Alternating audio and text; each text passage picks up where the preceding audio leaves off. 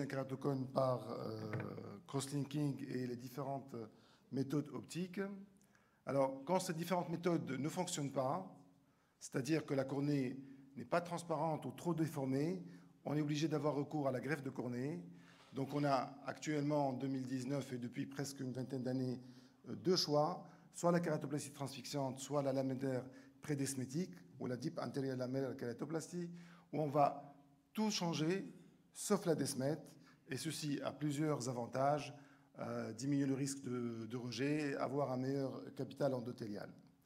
Donc il y a eu énormément d'études comparant la kératoplastie transfixante et la kératoplastie lamellaire antérieure profonde dans le kératocone, où on retrouve grosso modo qu'il y a moins de risque de rejet avec cette nouvelle technique et moins de risque d'échec de greffe, et avec préservation et conservation d'un meilleur capital de cellules endothéliales. Le problème pour cette nouvelle technique sont les résultats fonctionnels, et les papiers qui sortent de plus en plus, c'est qu'on a des résultats presque similaires avec les deux techniques. Alors, on a colligé notre série sur une étude rétrospective à l'hôpital Charles-Nicolle sur 129 yeux, greffe de cornée, et on a partagé en deux groupes 102 patients qui ont eu une greffe transfixante et 27 patients qui ont eu une DALC. Ces deux groupes étaient comparables sur le plan épidémiologique et des acuités visuelles préopératoires, sauf le recul était différent, puisque bon, la DALC, c'est une chirurgie qu'on pratique depuis 4-5 ans. Alors, sur le plan complications préopératoires, dans la transfixante, il y a très peu de complications. Les problèmes de la DALC, c'est les microperforations. Hier matin, on a montré les différents problèmes qu'on peut avoir dans la DALC avec comment gérer ces microperforations. En gros, les complications post-opératoires à court terme dans le groupe 1 sont un peu plus nombreuses que dans le groupe 2. Donc on a plus de complications post-opératoires avec les transfixantes qu'avec les lamellaires. Plus de risques de rejet de greffe de façon presque significative et d'échec définitif. Alors j'arrive aux résultats réfractifs. Les résultats réfractifs, donc on a une amélioration de l'astigmatisme de façon significative dans le groupe 1, mais aussi de façon moins significative dans le groupe 2. Et in fine, les résultats réfractifs dans les deux groupes sont pratiquement similaires. Sur le plan des résultats fonctionnels, on a une amélioration de façon significative de l'acuité visuelle dans le groupe 1, mais aussi dans le groupe 2, et les résultats sont presque similaires. Donc, ce que je vous disais, l'écueil de cette technique, c'est d'avoir des résultats fonctionnels similaires avec la DALC qu'avec la transfixante, et pour atteindre ceci, il faut une qualité d'interface optimale, c'est-à-dire il faut mettre à nu la desmette du receveur. Il y a plusieurs techniques qu'on peut utiliser pour mettre à nu la desmette du receveur. La technique la plus utilisée et que nous utilisons est la technique de la Big Bubble. Les patients kératoconiques ont des caractéristiques particulières. C'est des patients jeunes, donc une espérance de vie élevée, et ça serait intéressant de garder pour eux un capital endothélial assez conséquent pour que cette chirurgie les accompagne sur 50 ans ou 60 ans. La membrane de desmette est plus fine chez le kératocone. La cornée a une forme particulière. Si on a le temps, je vais vous montrer des vidéos pour ceci. Et on peut avoir des opacités stromales profondes, surtout à la suite d'hydrops, qui vont compliquer cette chirurgie parce que la desmette devient plus adhérente au stroma postérieur. Donc, on doit s'adapter à la forme de la cornée. Pour ceci, on doit préparer la chirurgie, donc on doit faire une topographie cornéenne avant d'opérer et localiser les régions les plus fines et le sommet du cône. Et il faut, au cours de la chirurgie, éviter de travailler près de ces zones qui sont très fragiles. Aussi, avoir recours à l'OCT segment antérieur qui nous rend d'énormes services pour localiser la position des opacités, surtout les opacités profondes. Donc, on va passer une vidéo, je ne sais pas, Dr. Gris, vous m'interrompez si je dépasse le temps. Donc, pour vous montrer la procédure, on commence par faire une trépanation, soit par un trépan de HANA ou un trépan à usage unique. On va se fixer à 80% de l'épaisseur cornéenne. Puis on va faire la kératectomie lamellaire antérieure. On va enlever les 50% antérieurs de la cornée. Ceci peut être réalisé soit au femtolaser, soit au crescent.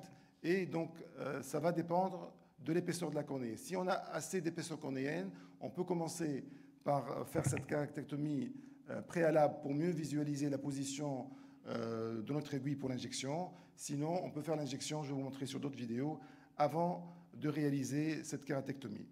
Donc, une fois qu'on a réalisé cette kératectomie, on va réaliser ce qu'on appelle la Big Bubble. On va injecter près de la desmette avec une aiguille de 30 gauge et un volume de 1 à 2 millilitres. Et vous allez le voir tout de suite après avoir fini cette kératectomie. Donc là, je suis avec mon aiguille 30 gauge. Je vais m'approcher autant que possible de la desmette et injecter 1 à 2 millilitres pour réaliser ce qu'on appelle la Big Bubble. Vous voyez cette Big Bubble. Là, je remonte à la séquence un peu au ralenti pour réaliser ce qui se passe. Donc là, l'air a séparé la desmette du stroma postérieur. Alors, une fois qu'on a cette Big Bubble, on va décompresser un peu la chambre antérieure parce que, bon, tout est mis sous tension à ce moment-là. Donc, l'option de faire cette parasynthèse n'est pas obligatoire, on peut s'en passer. Et puis, il faut ouvrir avec un geste assez rapide le dôme du stroma postérieur pour libérer l'air qui est enchâssé entre le stroma postérieur et la desmette. Donc là, on a un espace virtuel entre le stroma postérieur et la desmette qu'on va remplir avec du visqueux. L'utilisation du visqueux n'est pas obligatoire aussi, donc avec le temps, on peut s'en passer, mais c'est très pratique pour protéger la desmette de tout traumatisme avec nos instruments. Donc là, on a notre espace qui est formé. On va ouvrir ce stroma postérieur en croix, comme une phaco, pour réaliser donc 4 quartiers qu'on va par la suite enlever à la périphérie de la trépanation par des ciseaux Kadzine. On peut avancer un peu le film ou c'est possible d'avancer un peu le film? Encore 5 minutes? Bon, ben ça va. Avancez le film si vous pouvez. Avancez, avancez, avancez. Non, il faut avancer. Non? Bon, là, on injecte de l'air par la parasynthèse au niveau de la chambre antérieure. Et là, on réalise que notre desmette est tout à fait intacte, sans perforation. Donc, vous avez vu hier dans les films des perforations, l'échappement de l'air par ces micro-perforations. Et on continue à disséquer donc cette cornée jusqu'à la périphérie de la trépanation. Puis, on peut avancer, essayer d'avancer un tout petit peu pour gagner du temps.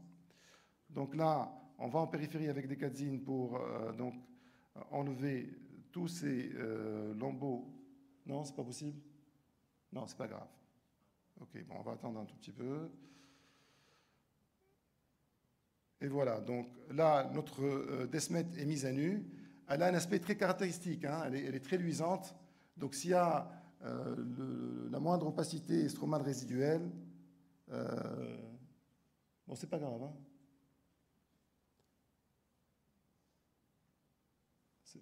Ça a bloqué, non, c'est pas grave, c'est pas grave. Laissez, laissez. Non? Ça bloque, ok. Je passe à la diapo suivante.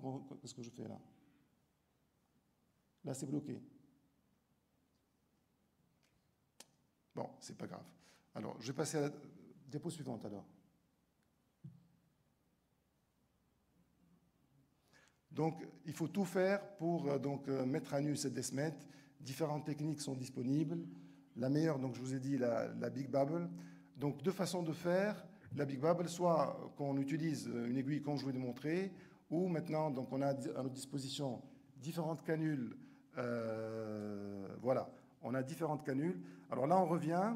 Donc, si la cornée n'est pas assez épaisse, si on est en dessous de 300 microns, on va faire l'injection de la Big Bubble avant la kératectomie antérieure. Donc là, j'injecte avant la kératectomie antérieure parce que bon, j'ai pas assez d'épaisseur. Et là, sur une cornée épaissie par l'emphysème, on peut faire la kératectomie de façon plus safe et plus sécurisante. Donc, injection intrastromale d'air puis la caratectomie lamellaire antérieure. Donc ça, c'est la canule qu'on utilise. C'est une canule qui est trouée dans sa partie postérieure. Là, c'est une deuxième façon de faire par donc, un dissecteur et cette canule trouée. Là, j'ai donc créé ce tunnel et avec cette canule, on va injecter et créer la Big Bubble.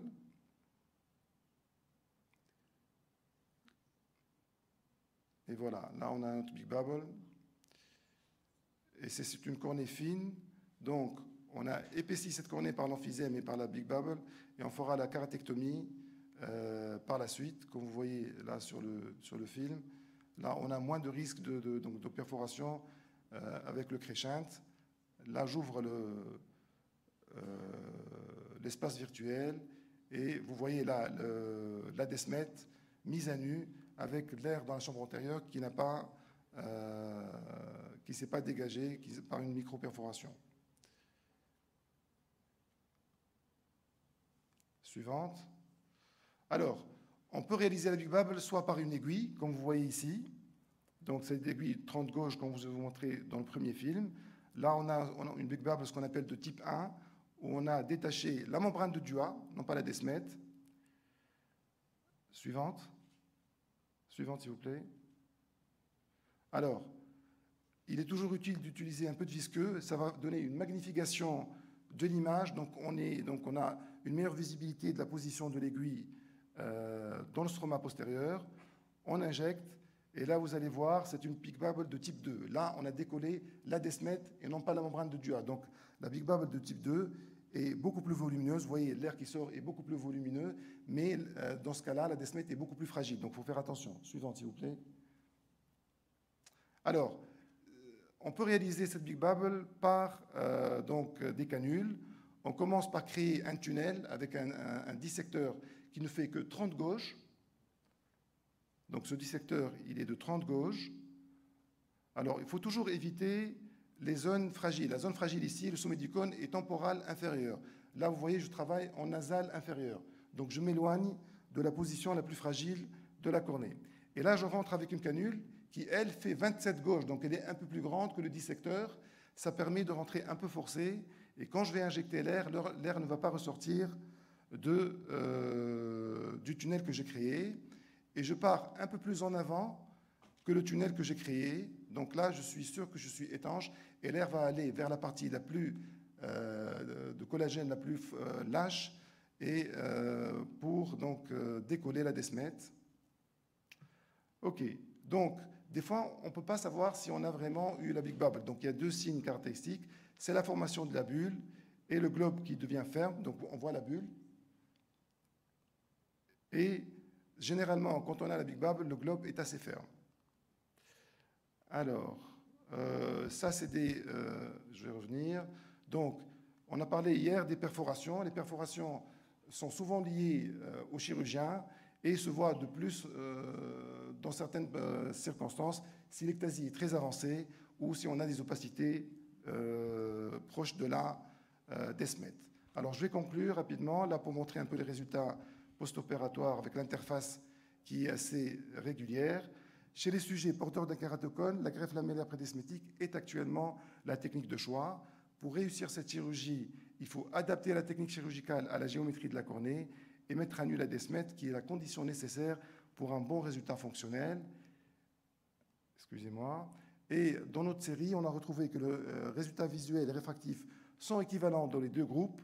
Il y a moins de complications post-opératoires dans le groupe de la DALC, mais avec un meilleur taux de survie du greffon dans cette technique. Ceci doit être confirmé par un suivi post-opératoire plus étendu dans le temps des différents cas opérés par technique lamellaire. Et je vous remercie.